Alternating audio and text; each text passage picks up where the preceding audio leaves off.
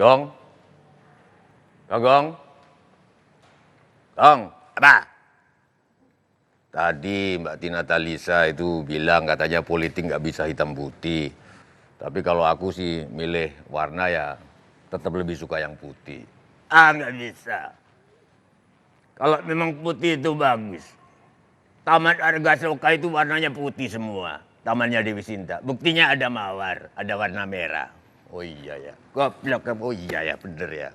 Ternyata warna itu penting ya. Tapi menurutku juga ada warna kuning lebih penting. Golkar. Belum tentu kuning, belum tentu Golkar. Yang di sungai-sungai itu juga ada. Jadi itu warna lampu ada mas-mas kuning, di bangku-bangku di tamannya Dewi Sinta ada kuning. Nggak bisa. Menurutku kalau memang kuning itu bagus. Sawah-sawah itu warnanya kuning semua, lebih luas. Perlu warna hijau. PKB, Nggak harus PKB. Ada ya anu juga P3 nggak tahu P3-nya siapa itu. oh enggak, Bang. Kalau cuma luas-luasan, warna biru lebih luas dari hijau. Kalau memang hijau penting. Wah, biru itu partainya Pak SBY. Enggak, PAN juga. Langit. Oh iya ya, langit. Oh enggak. Menurutku ada yang lebih luas dari semua warna. Apa, Gong? Hitam. Hitam. Hitam itu kejahatan, Gong. Enggak, hitam itu pertanda kematangan. Banyak orang yang warnanya hitam. Sepatunya Tina Talisa hitam juga.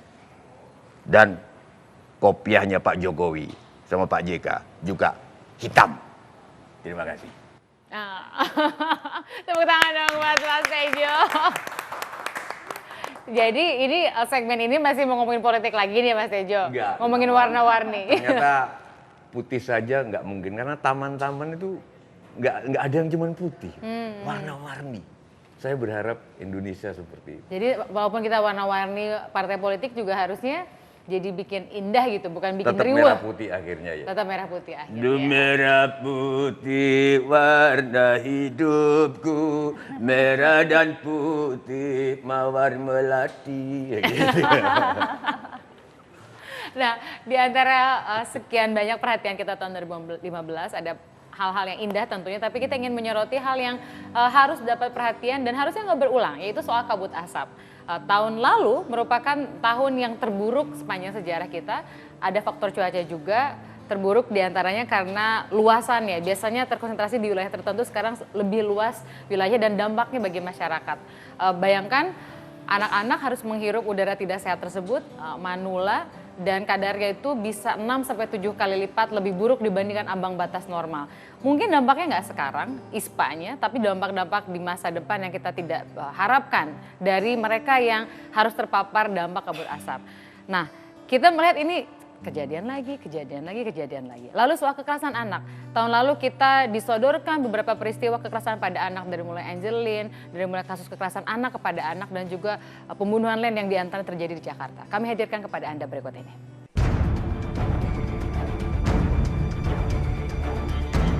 Tahun 2015, perhatian publik tertuju pada kasus pembunuhan seorang bocah di Bali bernama Angelin Megawe.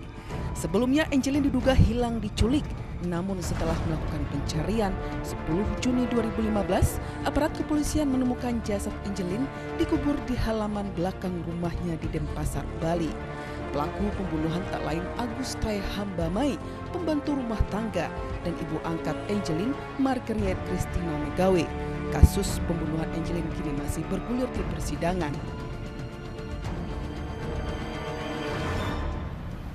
Seolah menjadi masalah tahunan di tahun 2015, pemerintah Indonesia kembali dipusingkan dengan masalah kabut asap yang melanda wilayah Sumatera dan Kalimantan. Saking pekatnya kabut asap, aktivitas belajar mengajar di seluruh sekolah di Pekanbaru diliburkan. Badan Nasional Penanggulangan Bencana BNPB mencatat kabut asap menyebabkan 24 jiwa tewas. Bahkan beberapa wilayah negara tetangga seperti Malaysia, Singapura, Thailand, dan Filipina terdampak asap dari Indonesia. Berbagai pihak menilai pemerintah harus mengubah cara untuk mengantisipasi kabut asap sehingga tidak hanya menunggu datangnya hujan. Tim iNews TV memberitakan.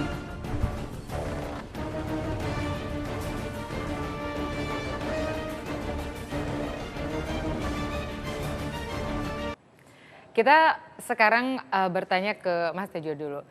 Kan tahun ini kabut asap, soal kekerasan pada anak, sebetulnya sih setiap tahun juga terjadi, tapi kita menjadi lebih tersudut perhatian diantaranya untuk dua hal ini. Apa catatan dari Mas Tejo soal ini? Nggak ada? Mas Marga nggak ada saya. Nggak ada. Maksudnya kabut asap, kan itu juga soal kerja pemerintah juga kan, apa yang harapannya kan bisa antisipatif, hukumannya bisa serius sama para pelaku kejahatan lingkungan. Nggak punya catatan soal itu? Enggak. Kita nggak dengar ya hukumannya apa? Apakah Hukumannya sudah ada apa? yang dikasih Ya tindakan? hilang bersama hilangnya kabut. Iya. Hilang bersama bersama hilangnya hilangnya kabut. kabut. Jadi kita berasa Kita kalau nggak- kabutnya udah hilang udah Iya, aja ya. udah ada Terakhir gitu. kan Kita sempat nggak disebutkan tahu. bahwa nama-nama sudah ada, Iya, nama-nama nggak perusahaannya, tahu. tapi Jadi ada tidak pernah beberapa yang diumumkan, dipakai, tidak pernah. Kita nggak tahu. Ya sanksinya sih Kita kita tidak nggak tahu tahu ya kalau perusahaan apa saja yang dipakai pengadilan, siapa saja yang diproses, berapa hukumannya dan seterusnya kita nggak tahu. Pak Margar itu salah. Oh, gitu. Itu karena kita sudah dilatih untuk menerima asap sejak kecil. Oh iya, Itu lagu. Itu yang Mas Al bilang juga tadi gitu kan. Itu tidak menjadi masalah besar karena banyak orang sudah terlatih Aduh hidup dalam papa, asap-asapan. aduh lah mama, lah asap api masuk di mata. Kita sudah dilatih sama lagu Sari Nandi untuk menerima asap supaya iya, tabah. iya, iya, iya, Gimana iya. sih kita itu?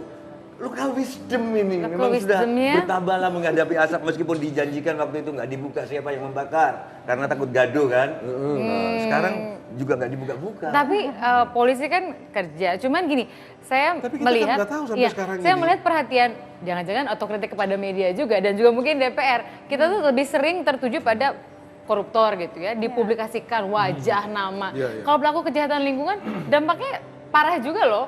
Hidup orang bertahun-tahun ibaratnya bisa terganggu. Teman-teman DPR ngelihat ini serius banget nggak sih?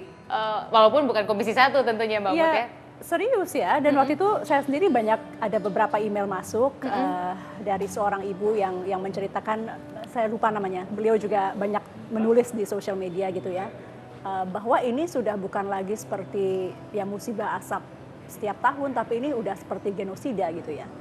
Artinya pemerintah membiarkan masyarakat di Riau dan daerah sekitarnya gitu terkena tanpa ada reaksi yang cepat. Kemudian ketika ada reaksi pun menurut catatan beliau, misalnya masker ya, masker yang diberikan juga tipenya salah gitu ya. Jadi ini apa betul-betul pertama gini Tin, keadaan asapnya itu satu hal, tapi penanganannya itu dan tidak usah deh penanganannya, empati dari pemerintah, pernyataan-pernyataan yang disampaikan oleh pemerintah ya, seperti waktu itu Menteri Kesehatan yang ditegur karena mengatakan bahwa ya itu cukuplah masker ini gitu. Padahal sebetulnya sangat tidak memadai. Jadi selain penanganannya, catatan saya juga empati dari pemerintah itu sangat kurang gitu. Sehingga akhirnya masyarakat sudah ya sakit secara kesehatan, hati juga gitu loh. Karena banyak pernyataan-pernyataan yang awalnya ya ketika kemudian presiden ke sana memang kita lihat kemudian penanganannya cepat, lalu ada janji memberikan nama-nama dan lain-lain, nama-nama perusahaannya. Tapi di awal-awal itu kan agak lama gitu. Sebelum media kemudian mengangkat secara besar, responnya agak lambat menurut Sepakat saya. nggak kalau masyarakat kita tuh benar-benar pemaaf dan baik hati gitu? Itu pemaaf, sepakat. Iya kan? Waktu itu sekali lagi ada seorang raja yang dimaafkan.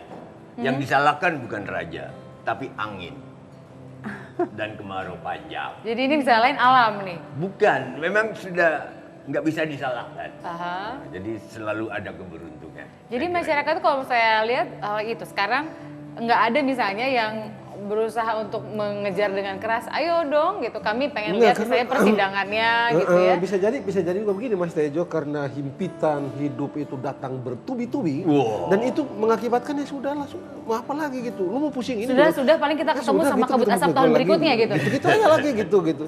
Nanti datang lagi mereka udah lapar, udah ini, udah susah ini dan segala macam, dan untuk satu ini yang sudah lewat ya sudahlah. Jangankan Itu- kabut itu asap yang udah agak menjadi. lama. Ini Mahkamah Kehormatan Dewan, maaf Mbak Mutia. Saya ini goblok, setahu saya namanya sidang itu pasti menghasilkan vonis. Ini Pak Setia Novanto itu vonisnya apa? Yang bilang dia itu salah, etika berat, etika ringan kan omongan anggota Dewan di pers. Lembaganya mana? Itu akan menjadi sesuatu. Tapi itu pun masyarakat memaafkan. Luar Tapi biasa nanti ya. bisa dimanfaatkan oleh Pak Lupa, Setia. gitu. Mana keputusan MKD? Yang menurut nggak ada. Oke, jadi itu soal lagi-lagi berhubungan sama kemauan politik juga berkaitan sama Asap. isu sosial asap. Nah soal anak, jadi saya ingat banget di tahun 2015 kayaknya saya sering banget mendengar Indonesia darurat, Indonesia darurat asap, Indonesia darurat narkoba, Indonesia darurat kekerasan pada anak.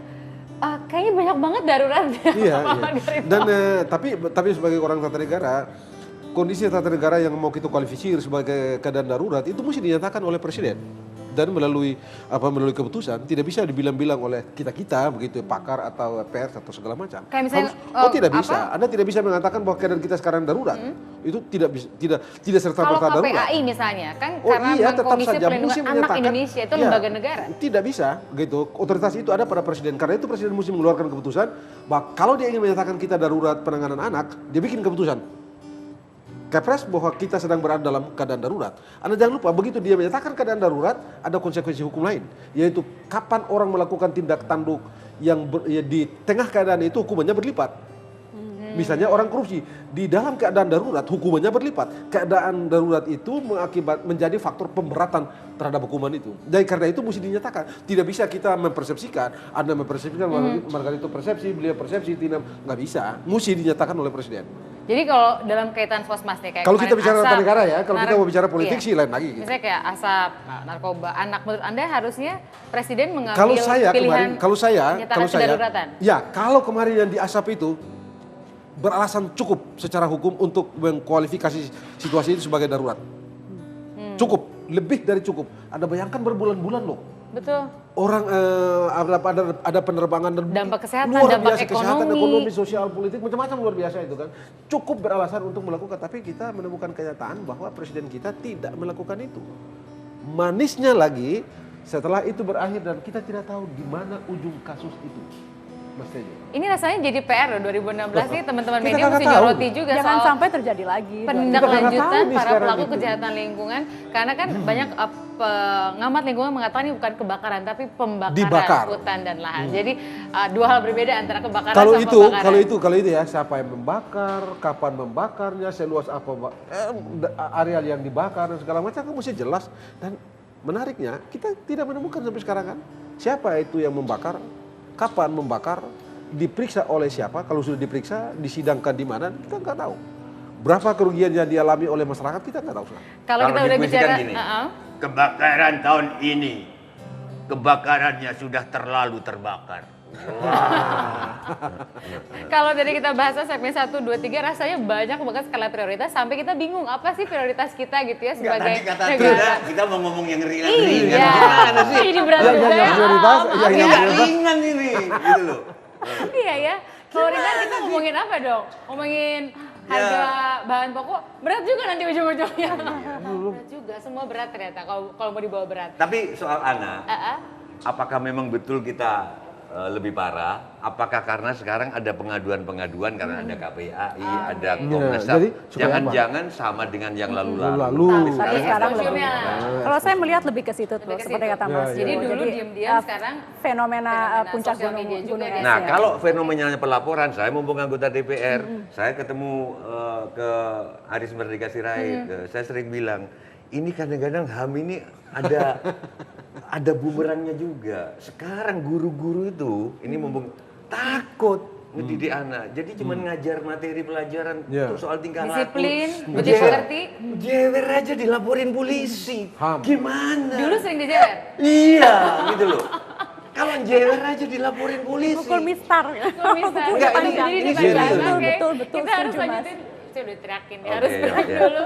Satu segmen terakhir sesaat lagi bersama dengan Anda dan kami harap Anda tetap bersama dengan kami.